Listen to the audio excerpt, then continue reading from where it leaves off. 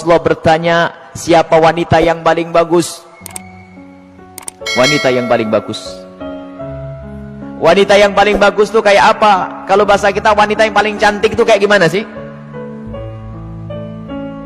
Para sahabat Nabi bingung menjawab.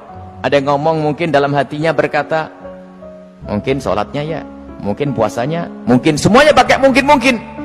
Pada bingung, pada noleh ke sana kemari, tidak bisa menjawab wanita yang paling mulia itu seperti apa. Sayyidina Ali juga tidak bisa menjawab.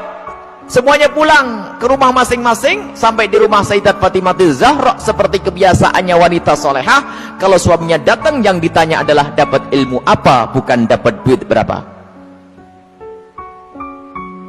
Sayyidat Fatimah Zahra bertanya, wahai suamiku, apa yang kau dapat dari ayahanda?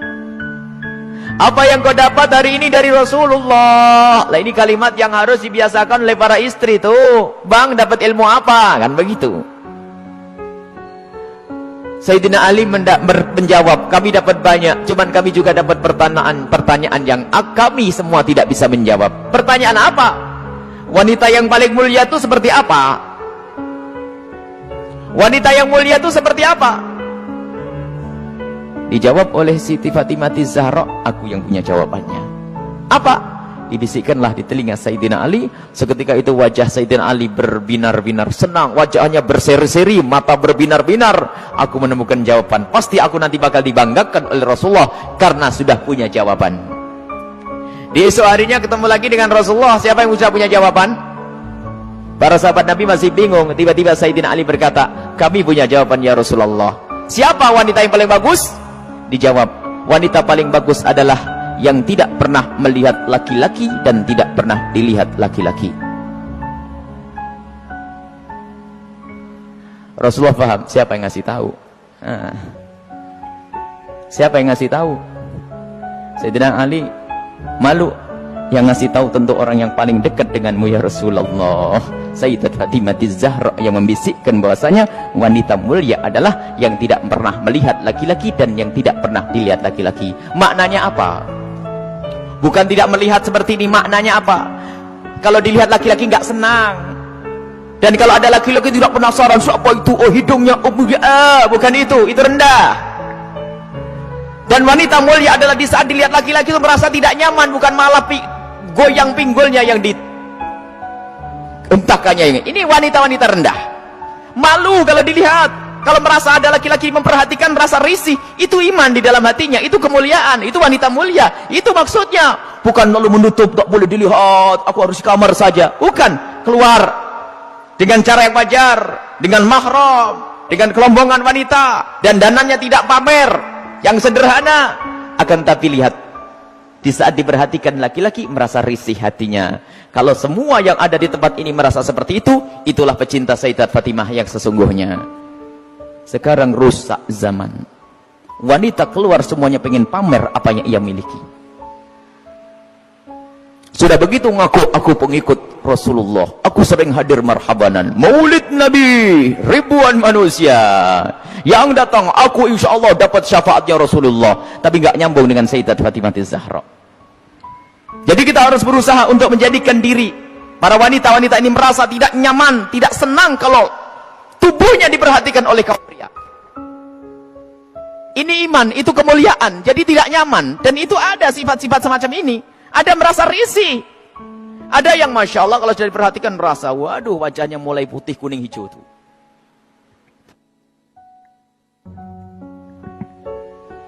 Ada kalau sudah diperhatikan laki-laki berubah semuanya. Mulai cara berjalannya, mulai cara ininya Masya Allah. Sampai cara ngomongnya di model-model. Pasti itu wanita yang tidak pernah kenal Sayyidat Fatimah Zahra. Dan ini maksudnya tidak melihat dan tidak dilihat itu adalah menjauhkan dari hatinya rasa senang pamer dan dananya.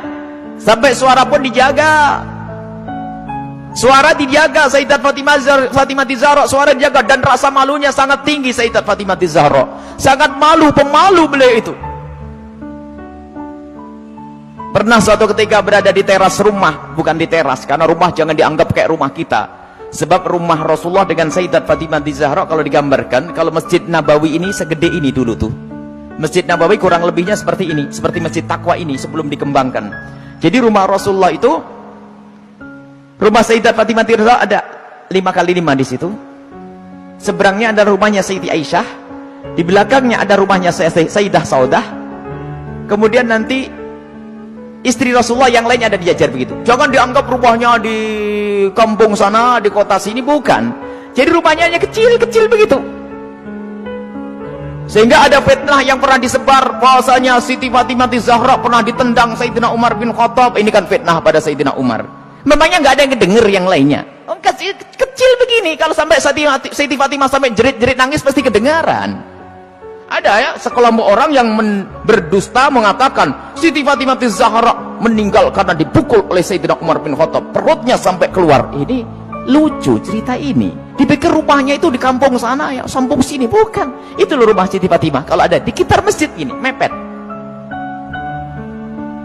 5x5 4x3, rumahnya itu rumah dipikir rumah kayak apa begitu, bukan. Jadi rumah Rasulullah dan semua keluarganya itu kalau dikumpulkan hanya 200 meter. Allah. Dan sangat sederhana. Nah itulah, suatu ketika Sayyidat Fatimah Zahra berada di depan kamar, di depan rumah bersama Asma binti Umais. Asma binti Umais itu adalah bekas istrinya Ja'far At-Tayyar. Di saat itu ada jenazah yang lewat.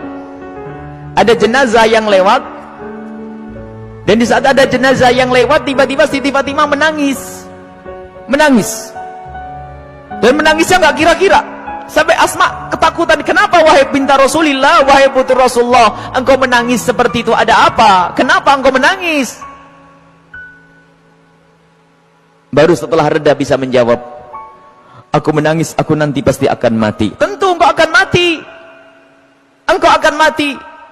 Bukan masalah kematian, tetapi aku tidak ingin nanti seperti itu. Kenapa dia? Lihat, semua orang yang meninggal akan diperlakukan seperti itu, dibungkus dengan kain kafan, lalu diangkat di kepalanya manusia, lekuk-lekuk tubuhnya terlihat. Alangkah malunya aku nanti jika aku mati, lalu diangkat di atas kepala manusia, lalu lekuk-lekuk tubuhku terlihat. Oh, mikir lekuk tubuhnya. Subhanallah. Setelah mati itu yang digambarkan, bukan waktu hidup. Ini ngaku pecinta Fatimah Zahra, ngaku pecinta Sayyidat Fatimah Zahra, tidak pernah merasa risih lekuk tubuhnya dilihat orang. Jadi Siti Fatimah Zahra itu merasa malu kalau nanti dilihat setelah meninggal. Lalu Asma bercerita, wahai Fatimah, waktu aku di Habasyah, aku melihat ada orang itu, kalau ada orang meninggal, itu dibuatkan satu kotak. Kemudian mayat dimasukkan ke dalam kotak, kemudian ditutup pelepah korma, sehingga tidak kelihatan itu. Kalau bahasa kita keranda. Mendengar jawaban seperti itu, Sayyidat Fatimah Zahra sangat senang dan menyambut dengan kegembiraan. Asma, aku berwasiat, kalau aku mati nanti, tolong dibuatkan aku seperti itu. Dan akhirnya setelah Sayyidat Fatimah Zahra meninggal, Asma sendiri yang membuat untuk Sayyidat Fatimah Zahra. Dan inilah di dalam sejarah disebutkan bahwa pertama kali orang pakai keranda di dalam Islam adalah Sayyidat Fatimah Zahra. Bukan masalah pertamanya, tapi kita harus tahu maksudnya apa. Ini loh yang penting. Maksudnya adalah menjaga kehormatan. Padahal juga nggak apa-apa orang mati, kelihat auratnya pun tidak dosa. Orang meninggal tidak ditanya lagi oleh Allah, akan tapi rasa malunya Sayyidat Fatimah Zahra sampai menghantarkan beliau untuk berwasiat kalau meninggal nanti agar dibuatkan yang demikian ini. Dan termasuk wasiat yang lainnya apa? Agar dikubur di malam hari. Tidak ingin, masih ingin, takut kalau dilihat oleh orang. Inilah Sayyidat Fatimah Zahra. Jadi rasa malunya luar biasa. Dan ini pendidikan dari Rasulullah SAW. Memang kita harus banyak mencontoh beliau. Rasa malu ini mahal. Kalau sudah malu ini dicabut dari seseorang, maka semuanya akan dilakukan dari keharaman. Rasa malu ini kemuliaan, malu yang sesungguhnya, malu kepada Allah, malu kita melakukan kemaksiatan, dan malunya seorang wanita itu adalah kemuliaan. Siti Fatimah adalah suri toladannya.